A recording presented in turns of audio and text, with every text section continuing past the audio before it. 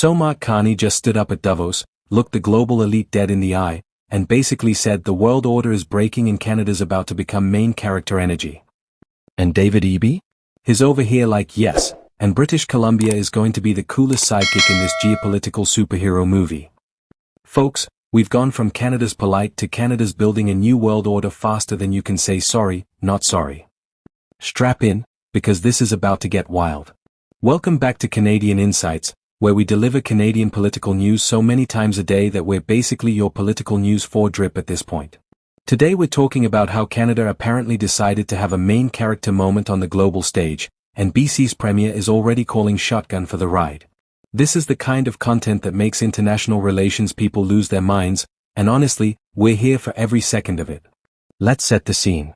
Mark Carney, Canada's new Prime Minister and former central banker extraordinaire, is at the World Economic Forum in Davos. That's the fancy Swiss mountain resort where billionaires and world leaders gather to discuss global problems while drinking champagne that costs more than your car. And Carney drops a speech that's basically the geopolitical equivalent of flipping the table. He's not talking about a transition. He's talking about a rupture. That's not things are changing gradually, that's everything you knew is breaking and we need to rebuild from scratch. Carney laid out a vision where Canada is fast-tracking $1 trillion in investment. Let me repeat that. $1 trillion. With AT. That's 1,000 billion. That's enough zeros to make your calculator weep. We're talking energy, artificial intelligence, and critical minerals. Canada's apparently decided to go all in on being the supplier the world needs for the next era of global development. It's like we looked at being the friendly neighbor and said, that's cute, but what if we became essential instead? And David Eby is watching this speech, probably with a cup of BC coffee, and he's feeling relief and pride. Relief because finally someone's saying what needs to be said. Pride because he thinks BC is about to become absolutely crucial to this plan. The Premier is essentially watching Canada's new PM chart a course and going, yeah, we're the engine room of this ship. The confidence is incredible. The ambition is palpable. The stakes are astronomical. But let's unpack what Carney actually said because this isn't just political rhetoric, this is a fundamental reimagining of Canada's role in the world. He talked about an era of great power rivalry. Translation, the big kids on the playground, your United States, your China, your Russia, they're throwing elbows and everyone else needs to figure out where they stand.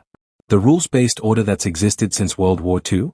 Yeah, that's crumbling faster than a cheap cookie. Carney's diagnosis is that we're watching the strong do what they want and the weak suffer accordingly, which is basically international relations 101 but rarely said that bluntly by a Canadian Prime Minister. Here's where it gets interesting though. Carney isn't throwing his hands up in despair. He's saying middle powers like Canada have an opportunity, maybe even a responsibility, to build something new. A new order based on human rights, sustainable development, solidarity, sovereignty, and territorial integrity. It's ambitious. It's idealistic. It's also exactly the kind of vision that could either reshape global politics or crash and burn spectacularly, and honestly both options are fascinating. Eby's response to all this is particularly telling. He acknowledges straight up that Carney's speech will have consequences for Canada's relationship with the United States. That's diplomatic speak for the Americans are probably not thrilled about this. But Eby's position is that whatever trade consequences might come from asserting Canadian sovereignty are minimal compared to the alternative, which is giving up that sovereignty entirely. It's a bold stance. It's the geopolitical version of we'd rather stand on our own 2 feet and struggle than kneel and prosper. Now let's talk about why BC specifically thinks it's going to be central to this plan, because Eby isn't just cheerleading from the sidelines. British Columbia has critical minerals. BC has energy resources. BC has a coastline facing the Pacific, which means access to Asian markets. When Carney talks about diversifying trade relationships and building connections with like-minded countries, BC is sitting there with natural resources, strategic geography, and a premier who's already making trade trips to India like he's running his own foreign policy operation. Speaking of India, Eby just got back from a trade mission to the world's most populous country, and is talking about India's growth trajectory like he's already drawn up the contracts. India needs metals and minerals. BC has metals and minerals. It's not complicated math, but it is potentially transformative economics. We're talking about positioning BC as a reliable supplier to a country with over 1 billion people that's industrializing at breakneck speed.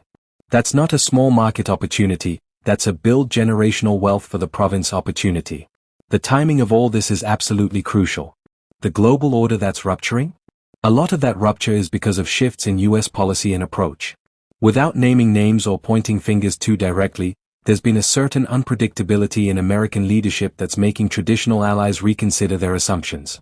Canada's apparently decided that betting everything on the US relationship is too risky, so we're diversifying like a smart investor who just realized they've got all their eggs in one basket and that basket is looking wobbly. But here's the tension that nobody's saying out loud. The United States is still Canada's largest trading partner by a massive margin. We share the world's longest undefended border. Our economies are integrated in ways that would take decades to untangle. So when Carney stands up and basically announces Canada's Independence Day from American hegemony, and Eby backs that play while acknowledging trade consequences, we're watching Canadian leaders make a calculated bet that short-term economic pain is worth long-term sovereignty and diversification. That's either brilliant or reckless, and we won't know which for years. The trillion-dollar investment Carney mentioned isn't just government spending either. This is about creating conditions for massive private and public investment in sectors that Canada can dominate. Energy, AI, critical minerals, these aren't random picks. These are the building blocks of the next global economy. Electric vehicles need minerals. AI needs energy and infrastructure. The transition away from fossil fuels needs, ironically, a massive amount of mineral extraction for batteries and renewable technology. Canada's positioning itself to be the supplier, and BC's positioning itself to be the province that makes that happen. Eby was making these comments at the BC Natural Resources Forum in Prince George, which is fitting because Prince George and northern BC are where a lot of these minerals actually are. It's not Vancouver hipsters sipping lattes talking about critical minerals, it's the resource-dependent communities that have been doing this work for generations finally getting recognized as strategically crucial rather than just economically important. There's a validation happening here for resource extraction communities that have spent years being treated as secondary to urban priority. The mining announcements Eby made at the forum are part of this larger vision. BC needs to make it easier and faster to develop mining projects if it wants to capitalize on global demand for critical minerals. But here's the catch, and it's a big one. BC also has some of the strictest environmental regulations in Canada, a politically active population that cares deeply about Indigenous rights and environmental protection, and a history of contentious resource development projects. Threading the needle between resource development and environmental protection is like trying to solve a Rubik's Cube while riding a unicycle, theoretically possible but requiring exceptional skill. What makes this whole situation so fascinating is that it represents a fundamental shift in how Canada sees itself. We've spent decades being the friendly neighbor, the reliable ally, the country that goes along to get along. Carney and Eby are articulating a vision where Canada leads, where we set terms, where we build coalitions of middle powers that can create an alternative to great power domination. It's aspirational. It's ambitious. It requires a level of confidence and capability that Canada hasn't really flexed in international affairs for generations. The question is whether Canada can actually pull this off. Building a new international order isn't like organizing a community potluck. It requires diplomatic skill, economic leverage, military capability, and most importantly, the will to follow through when things get difficult. Canada's got some of those things. We've got resources. We've got a relatively stable democracy. We've got international goodwill, at least for now. But we're also a country of 40 million people trying to chart an independent course in a world dominated by countries with populations in the hundreds of millions or billions. Eby's confidence that BC will play a key role suggests he sees an opportunity that's bigger than just provincial economic development. His positioning BC as essential to Canada's national strategy, which gives the province leverage in federal-provincial negotiations and positions BC as a leader rather than a follower in national policy discussions. It's smart politics wrapped in ambitious policy wrapped in genuine belief that BC has what the world needs. The like-minded countries language Carney and Eby are using as code for building alliances with democracies that share similar values. Think European nations, Japan, South Korea, Australia, maybe India despite its democratic backsliding. The idea is that middle powers can create enough collective economic and diplomatic weight to matter in a world increasingly dominated by autocratic great powers. It's coalition building, but on a scale that requires Canada to punch way above its traditional weight class. Here's the reality check though. Words are easy. Speeches at Davos are cheap, relatively speaking. Actually implementing a trillion-dollar investment plan, actually building new international partnerships, actually standing up to potential American pressure, those things are hard. Really hard.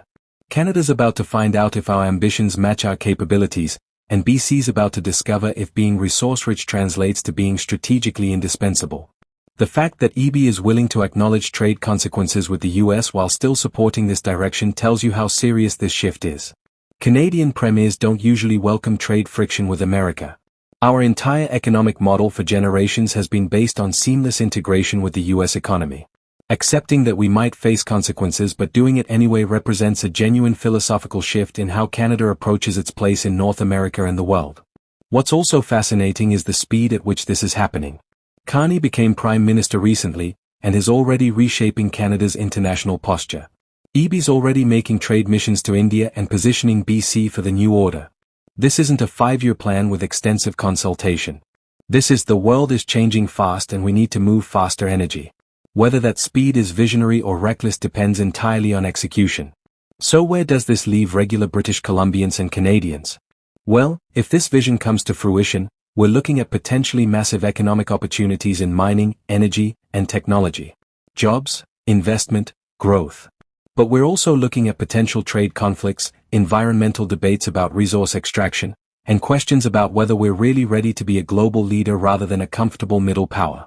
The stakes are existential, the opportunities are massive, and the risks are real. If you made it through this geopolitical deep dive, you're the real MVP and you clearly care about where Canada is heading. Smash that like button if watching Canada develop main character energy gives you hope or anxiety or both. Subscribe to Canadian Insights because we're covering this story and every other Canadian political development multiple times daily because sleep is for people who don't care about sovereignty. Hit the notification bell so you don't miss updates on whether Canada's new world order actually happens or spectacularly implodes. Drop a comment telling me if you think Carney and Eby are visionaries or if you think this is all going to end in tears. This is Canadian Insights reminding you that Canada just went from apologizing to nation building, and honestly, what a time to be alive. See you in the next one.